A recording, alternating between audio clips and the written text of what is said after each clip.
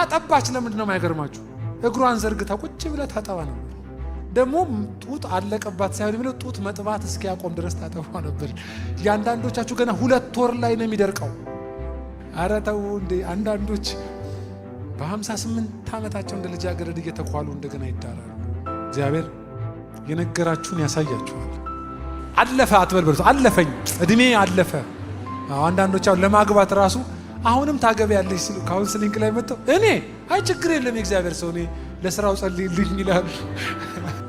አጽናፈ ዓለሙን የሞላው ልዑል ስለሆነ እሱ በእናንተ አተያይ ልትወስኑት አትችሉም። በድንኳኖቻችሁ ሳይዝ አታድርጉት። እግዚአብሔር የነገራችሁን ያሳያችኋል። መጽሐፍ ደግሞ አለመ ይላል። ደስ ሲል እግዚአብሔር አንዳንዴ እስኪፈታ ድረስ ያ የነገራችሁን ደግሞ ይነግራችኋል። በራእይም ይደግምላችኋል። በዓይናችሁም ደግሞ አንድ ቀን ደከመኝ በሉ እንጂ ያለኝ ውሸት ነው አትበሉ። እግዚአብሔር እያለ ያለው ነገር ውሸት እንዳልሆነ እንዲያዩ የነገራቸው እውነት እንደሆነ ዞር ብላችሁ የነገረህ እኮ እውነት ነው በሉት ነው። እግዚአብሔር የነገራችሁን ያሳያችኋል። ለሆነ ለ6 ሰዎች ይሆናል ጌታን ይሄ ቃል እግዚአብሔር የነገራችሁን ያሳያችኋል። መጽሐፍ ደግሞ አለመ ይላል። ደስ ሲል እግዚአብሔር አንዳንዴ እስኪፈታ ድረስ ያ የነገራችሁን ደግሞ ይነግራችኋል። እና ይቼ ሞቼ ወጋው እግዚአብሔር የነገራችሁን እንደገና ያሳያችኋል። አሜን። በራእይም ይደግምላችኋል። በዓይናችሁም ደግሞ አንድ ቀን የሚያሳየን አዲስ ነገር ልናይ ሳይሆን የነገረንን ነው የሚያሳየን። እና እግዚአብሔር በሕይወታችሁ የነገራችሁ ምናልባት ዓመቶቹ ሲረዝሙ ቀኖቹ ካደከሟችሁ ደከመኝ በሉ እንጂ ያለኝ ውሸት ነው አትበሉ። አቃተኝ በሉ እንጂ ተጠራጥሬዋለሁ አትበሉ። እናንተን ተጠራጠሩ፣ እሱን አትጠራጠሩ። እሱ ከሁሉ በላይ እሱ በእናንተ ልካል። የእናንተ ሬድሜድ አይደለም። እሱ ከሁሉ በላይ ነው። ልትሰፉለት አትችሉም። አጽናፈ ዓለሙን የሞላው ልዑል ስለሆነ እሱ በእናንተ አተያይ ልትወስኑት አትችሉም። በድንኳኖቻችሁ ሳይዝ አታድርጉት። እሱ ከድንኳናችሁ በላይ ነው። እግዚአብሔር የነገራችሁን ይደግምላችኋል። በእውነት ከናንተ አብርሃም እንዲያምን ከሱ መነሳት ነበረበት አይደል? በዚህ ላይ በጉብዝናው ጊዜ የነገረን እንደው በጉብዝናው ጊዜ በእድሜው የሚረዳው ጊዜ እሷም እድሜ የሚያግዛት ጊዜ ለመጸነስ እኮ አሜን ብለው ነበር። በኋላ ግን እድሜ በማይረዳቸው ጊዜ ነው እግዚአብሔር ተመልሰው የመጣው። ሴትዮዋም ባረጀች። እድሜ አታዋጣለትም የነገረህን ማለት እግዚአብሔር የነገራችሁ ላይ እድሜ አታዋጡ፣ ጥበብ አታዋጡለትም ማለት እንዲህ ባረግ እሱ የእናንተ ነው። ለእግዚአብሔር እድሜው እግዚአብሔርን ማመን ነው እንጂ ያለብህ ምንም አታዋጣለትም። አብርሃም ሳይጠራጠር አይደለም ተስፋን የሰጠ የታመነ እንደሆነ ስለቆጠረ አይደል የሳራን ማህፀን በእምነት ሳይደክም ተመለከተ አለ። በቃ እግዚአብሔር ካሳየው አንፃር ነው ያየው። እና እድሜ በማያዋጣ ጊዜ ነው ይሳቀው። ያኔ ለምንድን ነው ያልሳቀው? ለምንድን ነው ያኔ ተወልዳለህ ሲል ያልሳቀው? እድሜውን ሲያስብ አይ ወንድ ልጅ ገፋ ቢል ሴት እንኳን ብታቋርጥ ወደ አጋር ሲገባ እኮ እሷ ባዮሎጂውን ነግራው ነው ሴት ልጅ ከወንድ ቀድሞ ነው እንትን የሚለው። እና እኔ አልቻልኩም። ያው እንደምታይ እድሜም ገፋ ብሏል። አጋር ጋር ገባ ስትለው እድሜዋን አስልቶ ነው የገባው። እና ያኔ አልሳቀም ተወልዳለህ ሲባል። ደግሞ ተወልዳለህ ሲለው እግዚአብሔር መልሶ ደግሞ ሲነግረው የሳቀው እድሜው የማይረዳው ጊዜ ነው። አሁን እኔ አይደል ያለው ዋሻው እንዴ እንደዛ እኮ ነው የሚለው 39 ላይ ዘፍ አሁን 100 ዓመት የሞላው ሽማግሌ እኔ ማለትና እኔስ እሺ እቺ 90 ዓመት የሞላት አሮጊት አለ ብሎም በልቡ ሳቀ ይላል መጽሐፍ። መንፈስ ቅዱስ እንደጻፈው የምታውቁት ቶራውን በልቡ ያሰበውን ነው የጻፈው። እና አንዳንዶቻችሁ በቃ ወደ ዓለመሆን የመጣ የመሰላችሁ እናንተ ምንም እንዳታዋጡ ነው። እንደዚህ ነው የሚባለው። ውሃ እያሰመጠው ያለውን ሰው ቶሎ አታውጣው ይባላል። ይጠጣ ትንሽ አንተንም ይዞ ይከታል። ዘው ጠጥቶ ሆዱ ከበሮ ሲሆን ሲያቀተው ጣቱን ተይዞ ይወጣል አሉ። እንደዚች ይዘው ያወጡታል።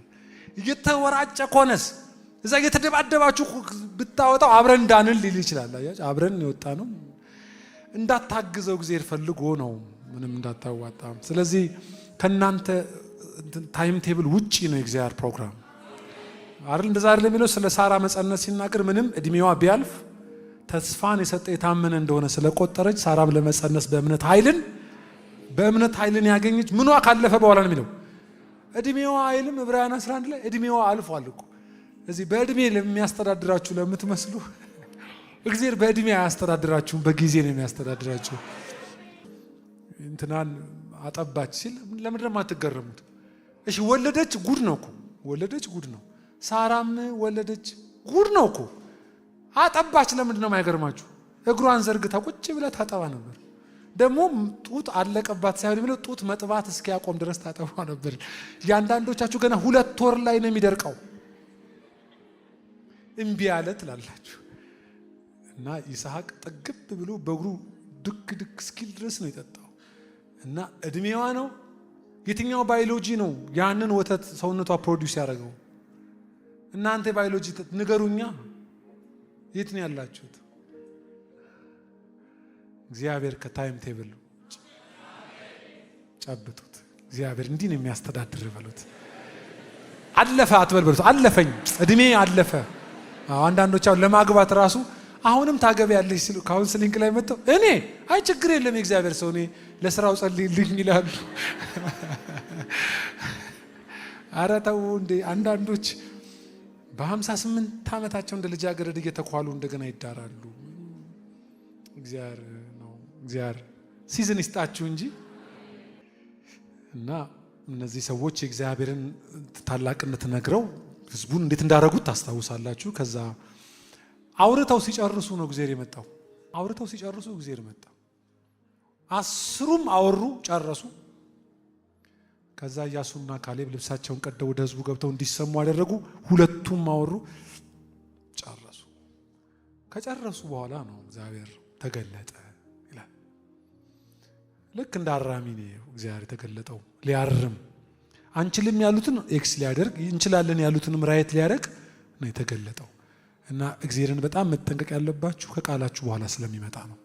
በላሃል ይላል ሌላ ቦታ ላይ። እንደዚህ ፍርዴ ከአምላኬ አልፏል፣ ከእንትኔ ተወግዳለች፣ እግዚአብሔር ረስቶኛል ብላለች አይልም። እግዚአብሔር ከተናገርክ በኋላ ይመጣል። እና ንግግርህ ድፍረት ይሁን እምነት ቀድመ መለየት በጣም ጥሩ ነው። ለማንኛውም እግዚአብሔር መጣብኝ የሚያስብል ሳይሆን መጣልኝ የሚያስብል እንዲሆንላችሁ እግዚአብሔር የአይኖቻችንን ቅርፊት በደህና ከላያችን ይጣላቸው። እዚህም እዛም ያላችሁ ቤተሰቦቼ ኢትዮጵያ ውስጥም ከኢትዮጵያም ውጭ ያለ ይሄ መልእክት እዚህ አዳራሽ ላለን ብቻ አይደለም። ኢቭን ቪዲዮውን ቆይተው ለሚሰሙም ነው። ይሄ የምድረ በዳው ህዝብ ከ20 ዓመት በታች ያለው ይገባል፣ ከ20 ዓመት በላይ ያለው ግን አንገባም ያለ ሁሉ አይገባም ብሎ ግን የመጨረሻው ሰው ሞቶ እስኪያልቅ እድሜው ረዝሞ በምድረ በዳ ላይ 40 ዓመት እንዲቆዩ አደረጋቸው ይላል። 40 ዓመት የቆዩት የመጨረሻው ሰው ሞቶ እስኪያልቅ ታውቃላችሁ። በዮርዳኖስ ማዶ ነው አይደል የመጨረሻው ሰው የሞተው። እና ያ ሰው ሞቶ እስኪያልቅ ድረስ ምድረ በዳው ረዘመ። በቃ በእነሱ እውቀት እግዚአብሔር ይሄንን ያላቸው። ድንገት ግን በእነሱ መሃል አንድ የተፈጠረ ኩነት አስደንጋጭ ነው። ድንገት 10ሩ ከማንም ሰው አይን ተሰወሩ።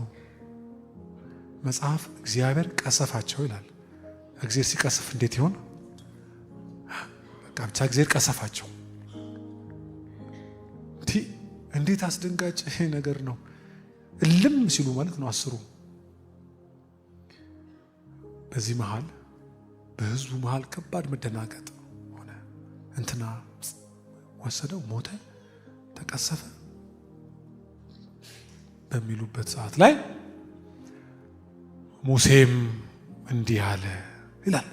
ያለውን ጸጥታ የሚሰብር ድምፅ መጣ። ምንድን ነው ያለው? እግዚአብሔር ወዳላችሁ የምትሄዱት ባላችሁ መንገድ ያላችሁ ከፊት ወጥቶ እንጂ በእናንተ እውቀትና ችሎታ አይደለም። እግዚአብሔር አዝኖባችኋል አለ። ይህ እግዚአብሔር ስላዘነባችሁ ተመለሱ ብሎ ግልጽ ድምፅ። አሁን ለመመለስ ይመቻል አይመችም? የሙሴ ንግግር፣ የ10ሩ መቀሰፍ፣ እንዳው ኪዳን ተቀየረና ቀሳፊው አልተቀየረና ተራራልን እንጂ እዚህ ሰው አይተርፍም ነበር። ስንቴ ነው በየጸሎት ሰዓት ጌታን የምናማው? ስንቴ ነው በጸሎት ቤት ያማችሁት እግዚአብሔርን አትወስደኝም ያላችሁ? ተመለሱ ካለ በኋላ ወደፊት እንዳትወጡ አለ። ወደፊት ከወጣችሁ ማና ማን አሉ? አማሌቃውያንና ከነዓናውያን እና እነዚህ ሁለቱ ደግሞ ታሪካቸውን ስታጠኑ ዋሬሮች ያሉባቸው ኃያል ሰራዊት ያላቸውና እንዲህ ከፍ ያለ ጉብታን የያዙ ገዢ መሬት የያዙ ተዋጊዎችና ነገዶች ናቸው። ሙሴ ይህን ያውቃል፣ ጂኦግራፊውንም ያውቃል። ስለዚህ ለእናንተ አሁን የሚያስፈልጋችሁ በጣም መረጋጋትና ብቻችሁን እንዳትንቀሳቀሱ።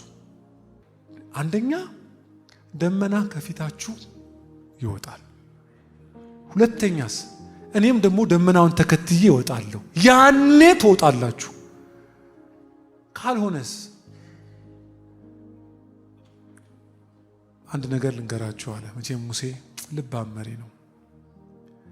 አንድ ጊዜ ዘጸአት 33 ላይ ነው እግዚአብሔር ሆይ አልወጣም አልክ አለው። እሺ እኛም አንወጣም አለው። ለምን? እስራኤል በምድር ካለ ሕዝብ ሁሉ የተለየ የሆነው አንተ ከእርሱ ጋር ስላለ ነው። አንተ ከሕዝብ ጋር ካልሆንክ ይህ ሕዝብ እንደ ማንኛውም አይነት መደበኛ ሕዝብ ነው። ከሌላው ማህበረሰብ በዚህ ምድር ላይ ካለ ሕዝብ የተለየ ነው። በጣም የሆነ ስታይሊሽ ስለሆነ አይደለም ማለት አንተ የምትፈጥረው ቴክኒክ ዘዴ፣ ሰው የሚፈጥረው ይሄ በጣም የሃይማኖት መልክ እዛው ከቤት እስከ ጓሮ ነው። ሩቅ መሄድ ወይም ያለህን ነገር መውረስ የምትፈልግ ከሆነ እስራኤል ልዩነቱ አንተ ነህ። የእስራኤል ሕዝብ ሞገሱ አንተ ነህ። እና ሁለት ነገር አስታውሳቸው።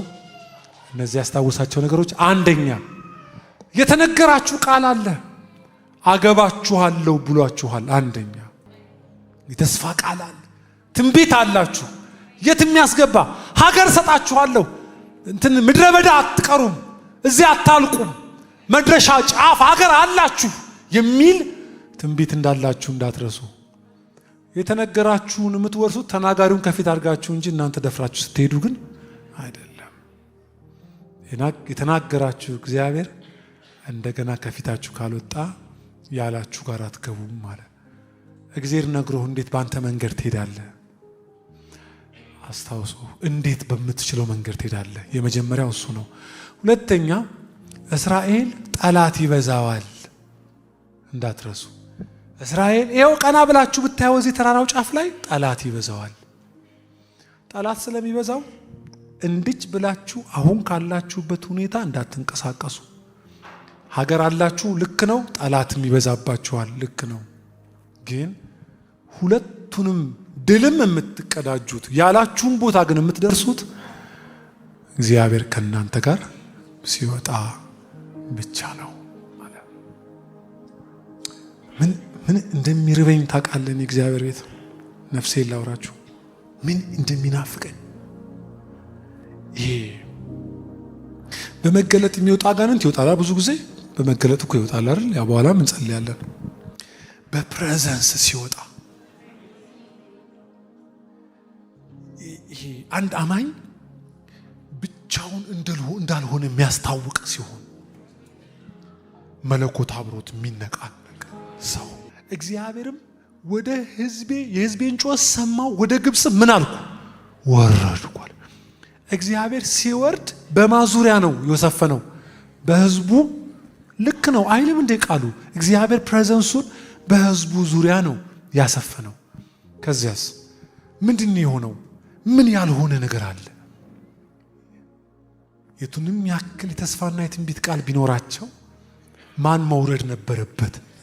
እግዚአብሔር ሲወርድ መጽሐፉ እዛው ግብፃውያን ፊት አይደል?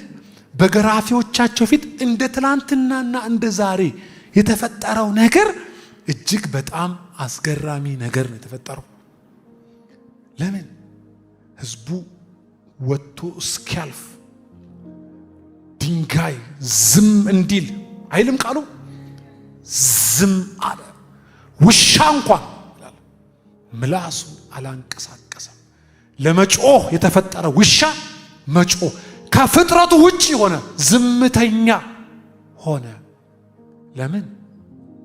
አንድ ሲገረፍ በከረመ ሕዝብ መካከል የወረደ እግዚአብሔር